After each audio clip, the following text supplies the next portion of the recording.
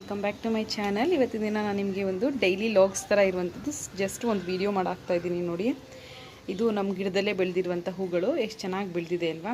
ಈ ಗಿಡ ಏನು ನಾವು ಯಾವುದೇ ದುಡ್ಡು ಕೊಟ್ಟು ತೊಗೊಂಡು ಬಂದಿಲ್ಲ ಅಥವಾ ಇನ್ನೇನೋ ಒಂದು ಬರೀಲೇಬೇಕು ಅನ್ನೋ ಪರ್ಪಸ್ಸಿಂದ ಏನು ಬೆಳೆದಿದ್ದಲ್ಲ. ಜಸ್ಟ್ ನಮ್ಮ ಹತ್ರ ನೋಡಿ, ಇಲ್ಲಿ ನಿಮ್ಮ ಮನೆಗಳಲ್ಲೂ ಈ ರೀತಿ ನೀವು ಸನ್ ಪ್ಯೂರ್ ಎಣ್ಣೆ ಎಲ್ಲ ತೊಗೊಬರ್ತೀರ ಕ್ಯಾನಲ್ಲಿ, ಅಥವಾ ಬೇರೆ ಯಾವುದೇ ಎಣ್ಣೆಗಳನ್ನ ತೊಗೊಬಂದ್ರು ಅದೆಲ್ಲ ನಿಮಗೆ ಕ್ಯಾನಲ್ಲಿ ಅಥವಾ ಮನೆಗೆ ಬಣ್ಣ ಮಾಡಿಸಿರ್ತೀರ. ಆ ಮಾಡಿಸಿರೋ ಬಕೆಟ್ಗಳಿರುತ್ತೆ, ಅದೆಲ್ಲ ವೇಸ್ಟ್ ಆಗದೆ ಇರೋ ರೀತಿಯಲ್ಲಿ ನಾವು ಗಿಡನ ಯಾವ ರೀತಿಯಾಗಿ ಬೆಳ್ಕೊಳ್ಳೋದು ಅಂತ ನೋಡೋಣ ಬನ್ನಿ. ನೋಡಿ, ನಾನು ಜಸ್ಟ್ ಮಾರ್ಕೆಟಿಂದ ಒಂದು ಪುದೀನ ಸೊಪ್ಪು ತೊಗೊಬಂದಿದ್ದೆ. ಅದರಲ್ಲಿರೋ ಬೇರ್ನ ಇಲ್ಲಿ ನೆಟ್ಟಿದ್ದೀನಿ.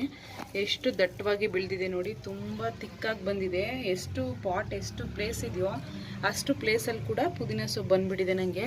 ಇವಾಗ ನಾವು ಯಾವುದೇ ಪಲಾವ್ ಮಾಡಬೇಕು ಅಂತಂದ್ರು ಅಥವಾ ಬಾತು, ಪುದೀನ ಉಪಯೋಗಿಸಿ ಚಟ್ನಿ ಏನೇ ಮಾಡ್ತೀನಿ ಅಂತ ಹೇಳಿದ್ರು ಕೂಡ ಫ್ರೆಶ್ ಆಗಿ ನಮ್ಮ ಗಿಡದನ್ನೇ ತೊಗೋಬೋದು. ಎಷ್ಟು ಘಮಘಮಾನ ಸ್ಮೆಲ್ ಬರ್ತಾ ಇದೆ ಅಂತಂದರೆ ಹತ್ರ ಇದ್ದಿದ್ರೆ ನಿಮಗೂ ಗೊತ್ತಾಗ್ತಾ ಇತ್ತು. ಇಲ್ಲಿ ನೋಡಿ, ನಾವು ಪುದೀನ ಕೊತ್ತಂಬರಿ ಕೂಡ ಚೆಲ್ಲಿದ್ದೀನಿ ಪುದೀನ ಮಧ್ಯದಲ್ಲಿ. ಇಲ್ಲಿ ನೋಡಿ, ಒಂದು ಕೊತ್ತಂಬರಿ ಎಲೆ ಇದೆ.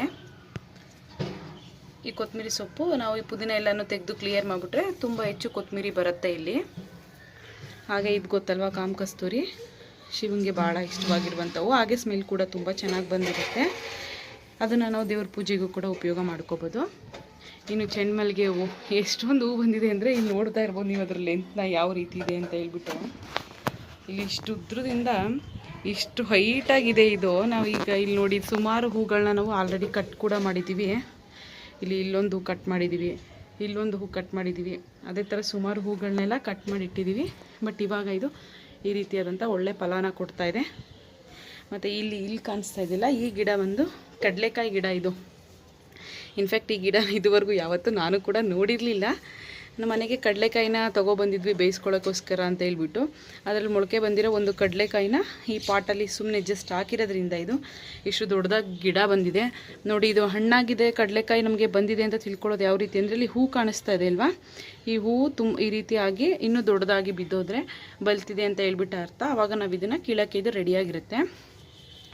ಅದ್ರ ಜೊತೆಗೇ ಇಲ್ಲಿ ಒಂದು ಮನಿ ಪ್ಲ್ಯಾಂಟ್ ಗಿಡ ಕೂಡ ಉಟ್ಕೊಬಿಟ್ಟಿದೆ.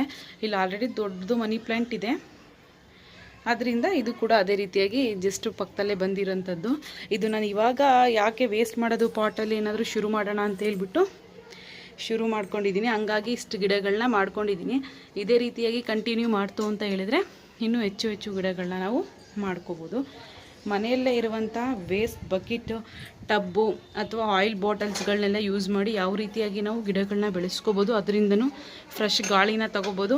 ಮತ್ತು ನಮಗೆ ಉಪಯೋಗ, ದೇವ್ರ ಪೂಜೆಗೆ ಉಪಯೋಗ ಆಗೋಂಥ ಹೂವು, ಅಡುಗೆಗೆ ಉಪಯೋಗ ಆಗೋಂಥ ಸೊಪ್ಪು, ಅದನ್ನೆಲ್ಲ ಯಾವ ರೀತಿ ಬೆಳಿಬೋದು ಅನ್ನೋದನ್ನ ನಾನು ತೋರಿಸಿದ್ದೀನಿ. ವಿಡಿಯೋ ಇಷ್ಟ ಆದರೆ ಲೈಕ್ ಮಾಡಿ, ಶೇರ್ ಮಾಡಿ, ಕಮೆಂಟ್ ಮಾಡಿ. Thank you for watching.